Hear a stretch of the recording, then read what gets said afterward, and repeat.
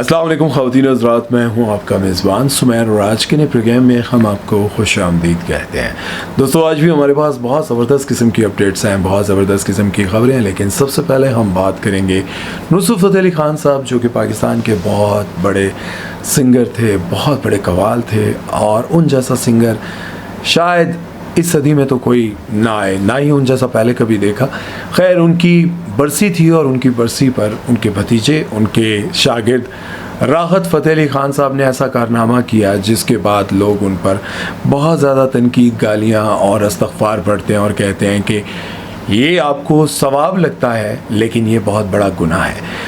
किया उन्होंने कुछ इस तरह से कि बरसी वाले दिन वो अपनी पूरी टीम को लेकर उस्ताद नुसरत फ़तेह अली ख़ान साहब की कब्र पर पहुंचते हैं और वहाँ पर जाकर वो कवाली भी करते हैं और कुछ इस अशार पढ़ते हैं और सारे एक ऐसा हजूम और तालियां, मतलब जो वो ताली होती है वो, और ये सब कुछ किया जा रहा था। तो ये समझ रहे थे कि शायद हम ट्रिब्यूट पेश कर रहे हैं या फिर हम ट्रिब्यूट के साथ साथ हम जो है उनको कोई सवाब का हम काम कर रहे हैं। तो इन लोगों को ये बात समझ आ जानी चाहिए कि कब्रिस्तान में जाकर आप ऊंची आवाज़ में बात करना भी जायज़ नहीं है, हंसना जायज़ नहीं है, और आप वहाँ पर तालियां और ये सब कुछ उस्ताद मेरे थे और ये जो कुछ भी आप पढ़ रहे थे, ये कैसे सवाब हो सकता है? ये तो बात समझ से बाहर है। मतलब आप लोगों को भी ये बात बहुत अच्छे से समझ आनी चाहिए कि कुरान पढ़ना तो समझ आता है कि वहाँ जाकर आप सब कुरान पढ़ रहे होते, दुआ कर रहे होते और इस नीयत से पढ़े होते कि जो पढ़े इसका सवाब उन तक पहुँचाना चाहते हैं। अल्लाह जी इनकी मग़फ़िरत फ़रमाए, अल्लाह ताला इनको कब्र के अज़ाब से बचाए, इनकी आखिरत की मंजिलें आसान करें। लेकिन ये सब कुछ देखकर लोग बहुत परेशान हुए। मैं कमेंट्स आपको पढ़कर सुनाऊं तो आप हैरान हो जाएंगे कि लोगों ने जो इनको बड़े बड़े अल्फाज कहकर कमेंट सेक्शन में पुकारा। मैं नहीं चाहता हूं कि कभी कभी मैं पढ़ता हूं कमेंट्स, लेकिन आज भी मेरा दिल था कि इस पर मैं कमेंट्स पढ़ूं, लेकिन जब मैं पढ़ने लगा तो मैंने कहा ये लगाने वाले नहीं है। तो राहत फ़तेह अली ख़ान साहब बच्चे नहीं हैं और ना ही उनके साथ बैठे हुए जो लोग हैं वो बच्चे हैं, बड़ी बड़ी उम्रों के लोग हैं। इनको इतनी तो समझ होनी चाहिए कि कब्र के पास बैठकर ये सब कुछ करना जायज़ नहीं है। भाई, आपका ठीक है काम है, ये जो भी है, ये जो कर रहे थे कि ये बहुत गलत है कब्रिस्तान में आकर इस तरह की चीज़ें। और मेरा ख्याल है जहाँ पर इनको इजाज़त देगी वो इजाज़त भी नहीं देनी चाहिए थी, वहाँ पर भी मना करना चाहिए था कि ये सब कुछ ना किया जाए और कोई तो हो जो इनको समझाए यार।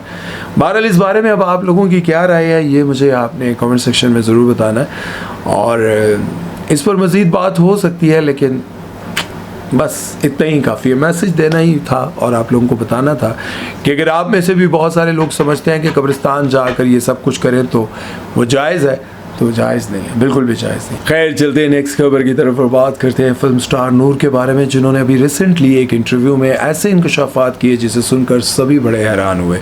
सबसे पहले तो ये हैरानकुन बात थी, सबको लगता था कि उनकी एक ही बेटी है और उनकी 4-5 शादियाँ हैं और अब तक उनकी ज़िंदगी में कोई और नहीं। लेकिन ये हैरानकुन बात ये है कि उनकी एक बेटी नहीं बल्कि अब 3 बच्चे और हो चुके हैं। अब सब इसलिए हैरान हो रहे थे कि मैं भी हैरान हुआ, और हैरानी की बात ये भी है कि उन्होंने अपने पहले या दूसरे शौहर के साथ दोबारा शादी की और दोबारा शादी करने के बाद उसी शौहर से उनके 3 बच्चे और हुए।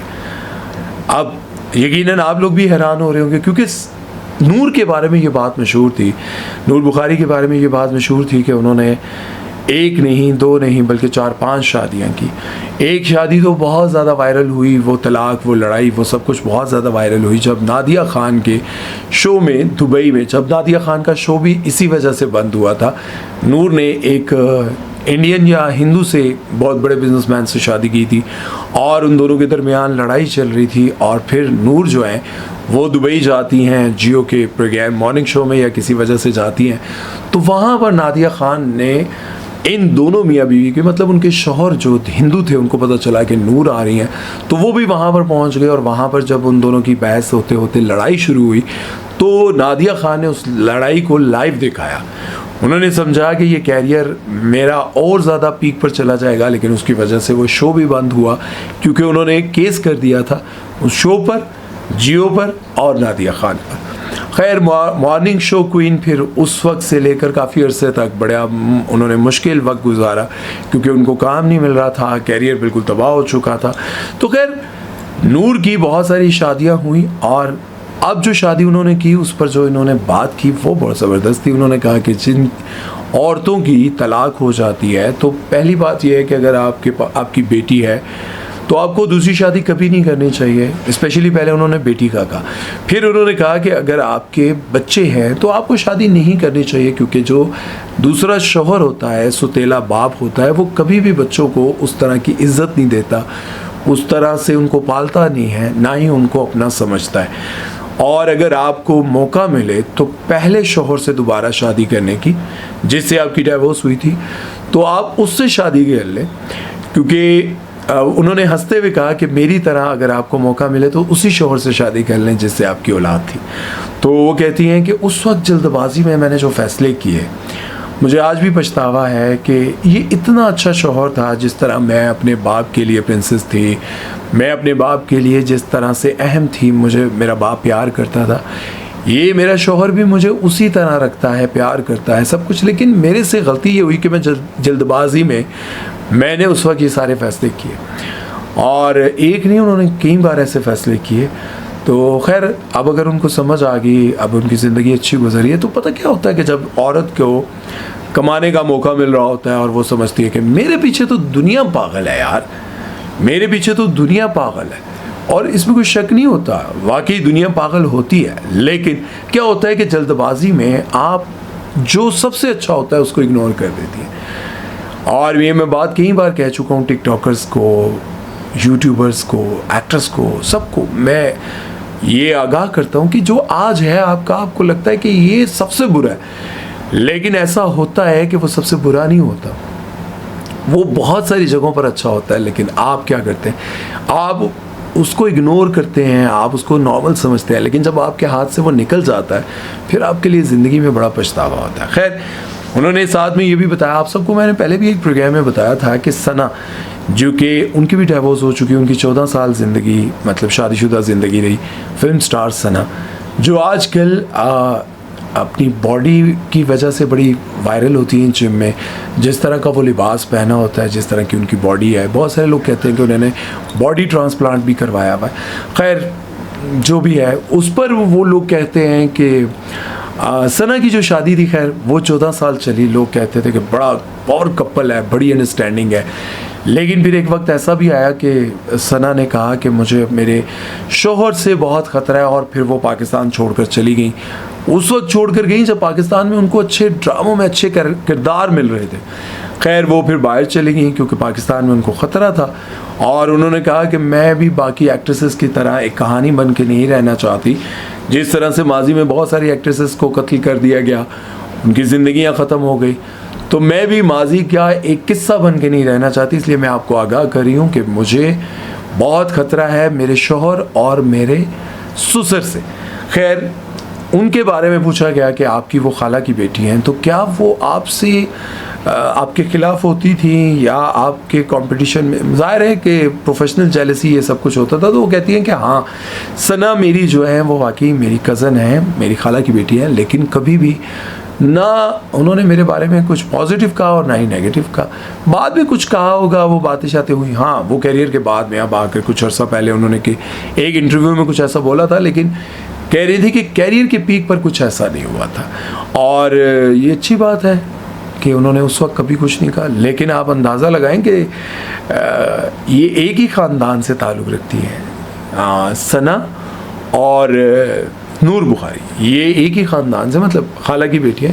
तो ये मैंने एक प्रोग्राम में बताया था, लोगों ने यकीन नहीं किया था। अब आकर जब दोबारा उन्होंने बोला, अपने मुंह से बोला, तो सबको यकीन आ गया होगा। खैर, बात जो थी, हम वो असल में ये कर रहे थे कि इनकी जो शादीशुदा ज़िंदगी है वो इनके जज्बाती फ़ैसलों की वजह से बर्बाद होती है।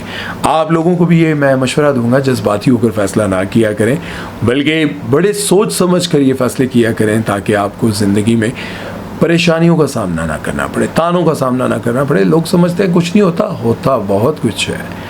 अभी निम्रा को आप देख लेना, दूसरी शादी टूटी है तो वो बताने में उनको इतना प्रॉब्लम हो रहा था। 17 जुलाई की डाइवोर्स हुई हुई है निम्रा खान की।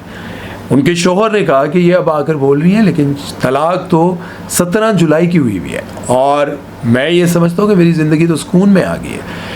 आप जब बार बार तलाक और ये चीज़ें होती हैं तो तकलीफ़ होती है। खैर, नूर के लिए हम यही दुआ करेंगे कि अल्लाह ताला उनको अब ज़िंदगी में सुकून दे, उनकी ज़िंदगी अच्छी गुजरे और उनको परेशानियों का सामना ना करना पड़े। खैर, चलते हैं नेक्स्ट खबर की तरफ और बात करते हैं जी शाहिद आफरीदी के बारे में, जिनका कुत्ता गुम हो गया और पूरे पाकिस्तान में ख़बरें, सोशल मीडिया पर सब कुछ इतना ज़्यादा हाईलाइट किया गया कि लोगों ने कहा कि किसी बड़े आदमी का कुत्ता गुम हो जाए तो ख़बरों में भी चलता है और अखबारों में भी, सोशल मीडिया पर भी, लेकिन एक गरीब शख्स की बेटी गुम हो जाए, बेटा गुम हो जाए, बच्चा गुम हो जाए और कभी कोई हरकत में नहीं आता, उस वक्त तक नहीं आता जब तक उसकी लाश ना मिल जाए, उस वक्त तक हरकत में नहीं आता कि जब तक दरिंदे उसकी इज़्ज़त ना लूट लें, उसको नोच ना लें। काश के लोग, ये बात बड़ी वैसे अच्छी और समझने की है कि काश लोग जो हैं अमीरों के कुत्तों की बजाय गरीबों के बच्चों की इतनी परवाह करें। देखिए, शाहिद अफरीदी कहते हैं कि उस कुत्ते को हमने अपनी फैमिली के फ़र्द की तरह पाला। ठीक है, फैमिली मेम्बर की तरह समझते थे। जानवरों से मोहब्बत होती है, ज़ाहिर है। वो कहते नहीं है कि एक अगर इंसान बिल्ली के बच्चे को 2 दिन पाल ले, उसको अपने साथ रख ले, तो उससे भी दिल लग जाता है। ये तो फिर इंसान है, तो इंसानों के बच्चों के लिए भी वैसे ही सोचना चाहिए ना। शाहिद अफरीदी को लोग वैसे ही आजकल पता नहीं क्यों नहीं पसंद करते। कुछ लोग तो उस वक्त भी पसंद नहीं करते थे जब वो बहुत बड़े प्लेयर थे, क्रिकेटर थे। लोग कहते थे कि माठी टीमों के खिलाफ तो वो हमेशा छक्के मार लेते थे, लेकिन जब पाकिस्तान मुश्किल में होता था तब उन्होंने कभी कोई रन्स नहीं किए, कभी मुश्किल और टफ टीम और मुश्किल विकेट पे इन्होंने कभी रन्स नहीं किए। तो जो लोग बूम बूम कहते थे उनके साथ लोग 0-0 भी लगाते थे, क्योंकि उनकी ज़िंदगी में ज़्यादातर मैचेस में 0 भी था, रन्स भी नहीं किए, क्योंकि वो टेक्निकल प्लेयर नहीं थे, बस बैट घुमाते थे, लग गया तो लग गया। खैर, इस बारे में अब हम क्या कह सकते हैं, आप लोग मुझे बेहतर बता सकते हैं कि आप लोगों की क्या राय है इस बारे में। कमेंट सेक्शन में ज़रूर बताइएगा। अपना बहुत सारा ख्याल रखिएगा, कुत्तों से ज़्यादा अपने इर्द गिर्द के इंसानों की फ़िक्र करें, क्योंकि इंसान जब अंदर से टूटते हैं ना तो वो उनके लिए हंसना भी बड़ा मुश्किल होता है, मुस्कुराना भी बड़ा मुश्किल होता है। दुनिया को दिखाने के लिए वो मुस्कुरा तो लेते हैं, लेकिन अंदर जो तकलीफ़ चल रही होती है उसका बताना बड़ा मुश्किल होता है। इसलिए अपने इर्द गिर्द के लोगों की तकलीफ़ों को समझें और अपना ख्याल रखें। खुश रहें, आबाद रहें। सुमैर चौधरी को दीजिए इजाज़त। अल्लाह हाफ़िज़।